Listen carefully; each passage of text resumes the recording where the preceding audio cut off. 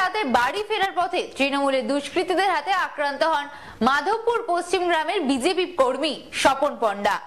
থানায় লিখিত অভিযোগ দায়ের করলেও দোষীদের বিরুদ্ধে এখনো কোনো ব্যবস্থা গ্রহণ করেনি পুলিশ।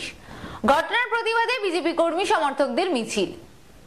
পূর্ব মেদিনীপুর জেলার রামনগর বিধানসভা কেন্দ্রের পালধুই গ্রাম পঞ্চায়েত এলাকার মাধবপুর পশ্চিম গ্রামের বাসিন্দা বিজেপি কর্মী স্বপন পণ্ডা গত 29 জানুয়ারি রাত 11টা নাগাদ বাড়ি ফেরার পথে লালুপুলের কাছে কয়েকজন তৃণমূলের দুষ্কৃতী তাকে বেধড়ক মারধর করে। প্রাণ বাঁচাতে পালধুই গ্রাম পঞ্চায়েতের বিজেপি সদস্য চৈতালি গিরির বাড়িতে আশ্রয় নিলে পিছু ধাওয়া করে আসে তৃণমূলের ওই 6 জন দুষ্কৃতী।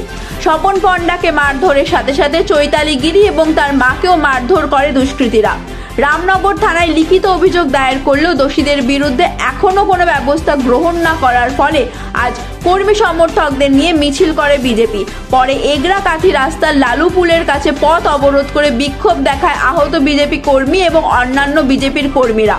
রামনগর থানার পুলিশ অভিযুক্তদের বিরুদ্ধে ব্যবস্থা না নেওয়ার ফলে আতঙ্কের মধ্যেই দিন কাটাচ্ছে পঞ্চায়েত সদস্য থেকে বিজেপির অন্যান্য কর্মী সমর্থকেরা। বিজেপি কর্মী সমর্থকদের তাদের আরো দাবি, পুলিশ তাদের বিরুদ্ধে ব্যবস্থা না নিয়ে উল্টে বিজেপির বেশ কয়েকজন কর্মী সমর্থকদের নামে পাল্টা অভিযোগ দায়ের করেছে তৃণমূল।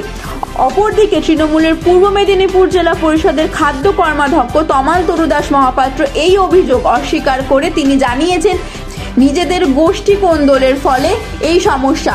তারা আমাদের তৃণমূল নেতাদের ওপর দোষ চাপানোর চেষ্টা করে নিজেরা দায় থেকে বাঁচার চেষ্টা করছে।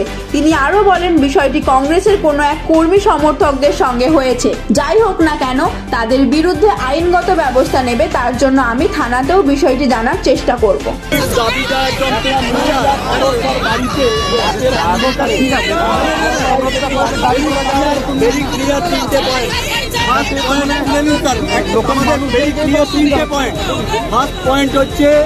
রাত্রে একজনের বাড়িতে ঢুকে হামলা হয়েছে, হামলাকারীরা চিহ্নিত, আপনারা তার বিরুদ্ধে কোনো ব্যবস্থা এখনো পর্যন্ত নেননি। সেকেন্ড হচ্ছে অ্যাটেম্প টু মার্ডার কেসের অপরাধী যারা, তারা কুল্লম কুল্লা ঘুরে বেরিয়ে উল্টে তারা আমাদের নামে মিথ্যা মামলা করছে এবং আপনারা মিথ্যা মামলাটা গ্রহণ করছেন।